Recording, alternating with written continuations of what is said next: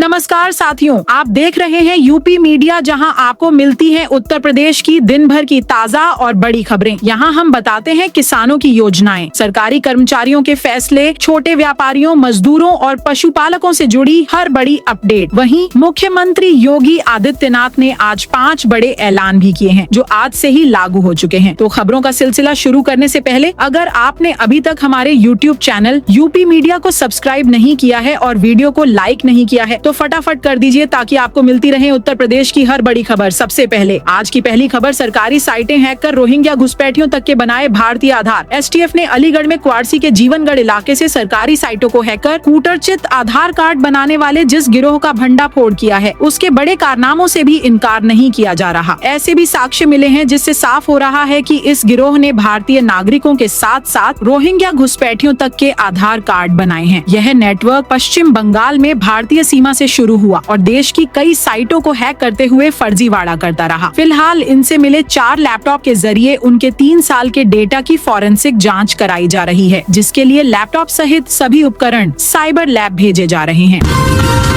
सहारनपुर में इंदिरा कॉलोनी के 300 मकानों पर चलेगा बुलडोजर। यूपी के सहारनपुर में सिंचाई विभाग ने करीब 300 से ज्यादा मकानों पर लाल निशान लगाए हैं। इन्हें 3 दिन में खाली करने के लिए कहा है। निशान लगाने वालों ने मौखिक रूप से कहा है कि ये मकान अवैध हैं और इन पर बुलडोजर चलाया जाएगा। सबसे प्रमुख बात यह है कि इस एरिया में प्रधानमंत्री आवासीय योजना के तहत जो मकान बने हैं वो भी अवैध बता दिए गए हैं। यहाँ के लोग कहते हैं हम 40 से 50 साल से इन मकानों में रह रहे हैं, अब मकान खाली करके कहां जाएंगे।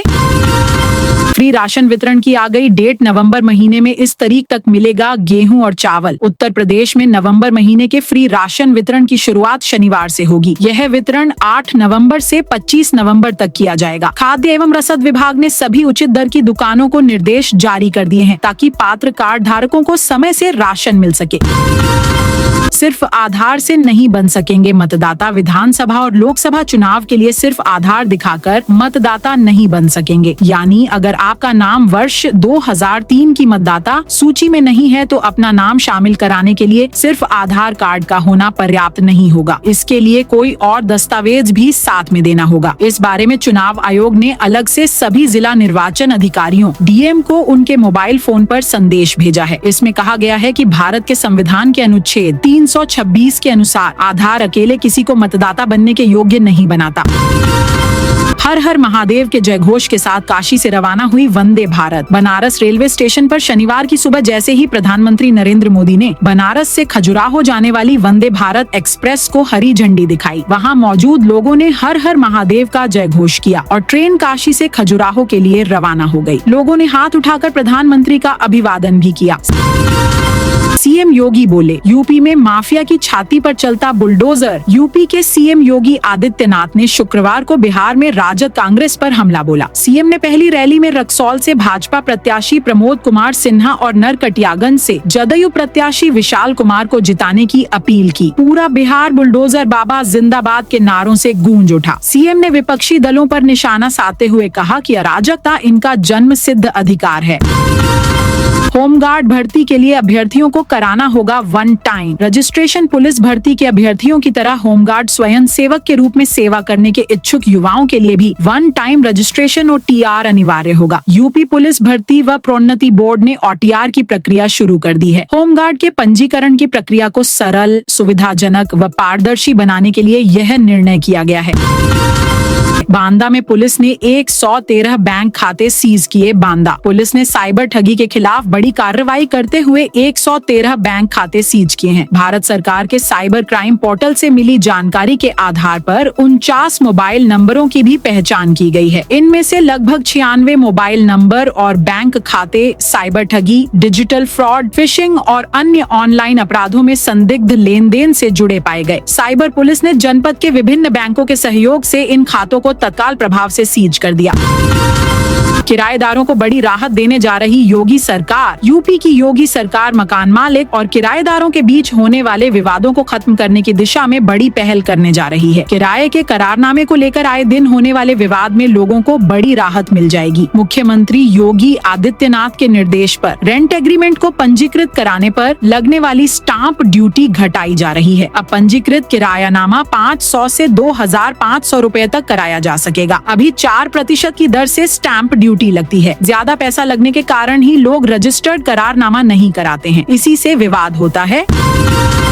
मौलाना तौकीर रजा की जमानत अर्जी खारिज। बरेली हिंसा के मास्टरमाइंड मौलाना तौकीर रजा की मुश्किलें कम होने का नाम नहीं ले रही हैं। बरेली कोर्ट ने उनकी जमानत अर्जी को खारिज कर दिया है। तौकीर रजा के साथ 5 अन्य आरोपियों की जमानत अर्जी भी नामंजूर की गई है। अपर सत्र न्यायाधीश अमृता शुक्ला ने शुक्रवार को इस पर फैसला सुनाया। दरगाह आला हजरत परिवार के सदस्य और IMC प्रमुख मौलाना तौकीर रजा ने आई लव मोहम्मद पोस्टर विवाद के बाद 26 सितंबर को धरना प्रदर्शन का ऐलान किया था, जबकि उस समय जिले में BNS की धारा 163 लागू थी।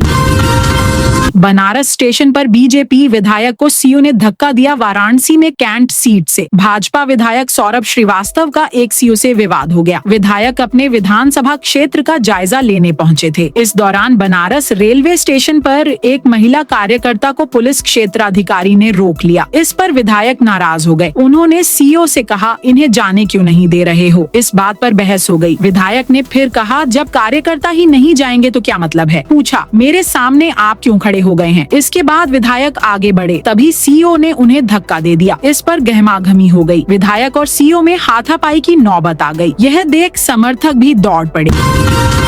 GST पंजीकरण में तेजी का फरमान, जालसाजों के लिए बना सोना। GST पंजीकरण में तेजी लाने के सरकारी निर्देशों के बाद यह व्यवस्था जालसाजों के लिए सोना बनती जा रही है। शासन ने व्यापारियों को 24 घंटे के भीतर पंजीकरण देने के निर्देश दिए थे, लेकिन सत्यापन की खामियों और प्रक्रियागत पाइपलाइन में दरारों का फायदा उठाकर फर्जी फर्मों के नेटवर्क ने बड़े पैमाने पर ITC इनपुट टैक्स क्रेडिट का दुरुपयोग शुरू कर दिया। गोरखधाम एक्सप्रेस का इंजन हुआ फेल। उत्तर मध्य रेलवे के कानपुर दिल्ली रेलवे ट्रैक पर ट्रेन नंबर 12,555 गोरखधाम एक्सप्रेस का हाथरस जंक्शन स्टेशन पर इंजन फेल हो गया। इसके चलते ट्रेन करीब 3 घंटे तक हाथरस जंक्शन स्टेशन पर खड़ी रही। दूसरे इंजन की सहायता से ट्रेन को अलीगढ़ की तरफ रवाना किया जा सका। हड़ताल पर नगर निगम के कर्मचारी, आज नहीं उठेगा कूड़ा। बरेली के नगर निगम परिसर में शुक्रवार को अखिल भारतीय विद्यार्थी परिषद ABVP और विश्व हिंदू परिषद विहिप के पदाधिकारियों कार्यकर्ताओं के हंगामे, प्रदर्शन और नारेबाजी को लेकर कर्मचारी संघ ने अनिश्चितकालीन हड़ताल की घोषणा की है। यूपी सफाई मजदूर संघ की बरेली इकाई ने कहा है कि आरोपियों की गिरफ्तारी होने तक वह कूड़ा नहीं उठाएंगे। सीवर और जलापूर्ति से संबंधित कर्मचारियों ने गिरफ्तारी नहीं होने पर सोमवार से कार्य बहिष्कार की घोषणा की है।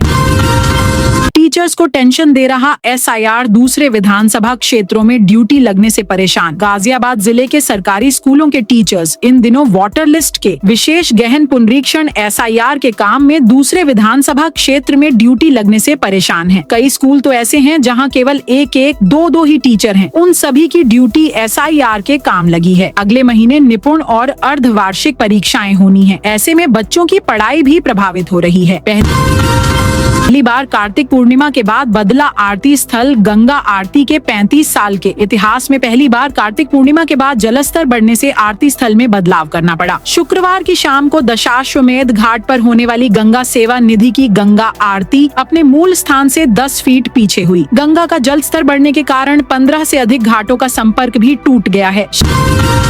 शिव योग में शिव नगरी से शिव के धाम पहुंचाएगी वंदे भारत। बनारस से खजुराहो जाने वाली नई वंदे भारत एक्सप्रेस कई मायनों में खास बन गई है। एक और जहां इस ट्रेन के साथ 8 का मूलांक जुड़ा है, वहीं आध्यात्मिक रूप से भी इस ट्रेन का संचालन महत्वपूर्ण है। शनिवार को शिव योग में प्रधानमंत्री नरेंद्र मोदी भगवान शिव की नगरी काशी से शिव के धाम मतंगेश्वर महादेव मंदिर यानी खजुराहो जाने वाली ट्रेन को रवाना करेंगे।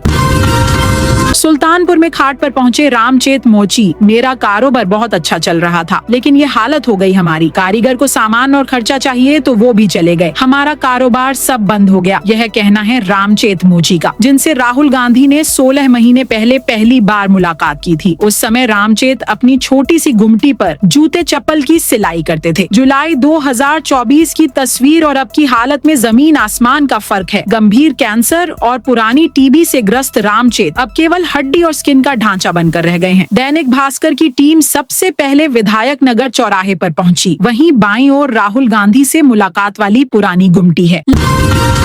लखनऊ में हैदर कैनाल एलिवेटेड रोड का दोबारा सर्वे होगा। लखनऊ शहर में ट्रैफिक समस्याओं को खत्म करने के लिए स्मार्ट सिटी सभागार में बड़ी बैठक हुई। इसमें मौजूदा ट्रैफिक व्यवस्था में सुधार लाने और भविष्य की जरूरतों को ध्यान में रखते हुए बेहतर परिवहन व्यवस्था तैयार करने की योजनाओं पर चर्चा की गई। बैठक में यूएमटीसी द्वारा प्रस्तावित हैदर कैनाल रूट पर एलिवेटेड रोड के निर्माण पर चर्चा हुई। मंडलायुक्त ने पीडब्ल्यूडी और नगर निगम को निर्देश दिया कि इस प्रस्ताव से जुड़े क्षेत्र का दोबारा वास्तविक सर्वे कर यह सुनिश्चित किया जाए कि प्रस्तावित मार्ग व्यवहारिक हो और इससे जनता को लाभ मिल सके। डिवाइडर पर बने पार्किंग कमरे को बुलडोजर ने किया ध्वस्त। आगरा शहर में अतिक्रमण के खिलाफ नगर निगम प्रशासन की सख्त कार्रवाई लगातार जारी है। शुक्रवार को निगम टीम ने शास्त्रीपुरम मार्ग पर बने एक अवैध निर्माण को ध्वस्त कर दिया। अमल गार्डन के पास किसी अज्ञात व्यक्ति ने सड़क के डिवाइडर पर रैंप बनाकर कार पार्किंग के लिए पक्का कमरा तैयार कर लिया था। यह निर्माण न केवल अवैध था बल्कि सड़क सुरक्षा के लिए भी खतरा बन गया था।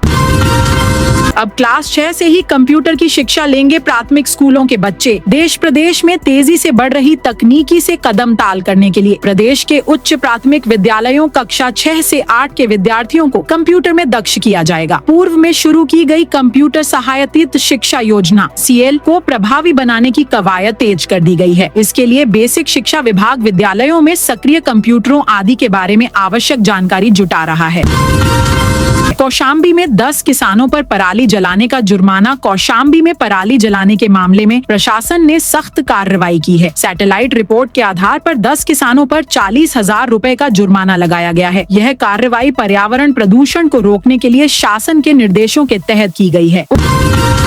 उप कृषि निदेशक सत्येंद्र कुमार तिवारी ने जनपद के सभी किसानों से पराली न जलाने की अपील की है। उन्होंने किसानों को पराली गौशालाओं में दान करने की सलाह दी है। विभाग ने यह भी सूचित किया है कि यदि कोई किसान पराली जलाता है तो इसकी सूचना कृषि या राजस्व विभाग के क्षेत्रीय कर्मचारी को दी जाए। डिप्टी सीएम केशव मौर्य बोले, लक्ष्मी जी लालटेन पर नहीं। यूपी के उप मुख्यमंत्री मौर्य ने मोतिहारी विधानसभा में एनडीए उम्मीदवार के समर्थन में अपने आक्रामक अंदाज में कहा कि जैसे भारत को प्रधानमंत्री नरेंद्र मोदी के नेतृत्व में आगे बढ़ने से कोई नहीं रोक सकता, वैसे ही अब बिहार को भी विकास की राह पर बढ़ने से कोई नहीं रोक सकता। उन्होंने मतदाताओं का आह्वान किया कि लक्ष्मी जी लालटेन पर नहीं कमल पर आती हैं।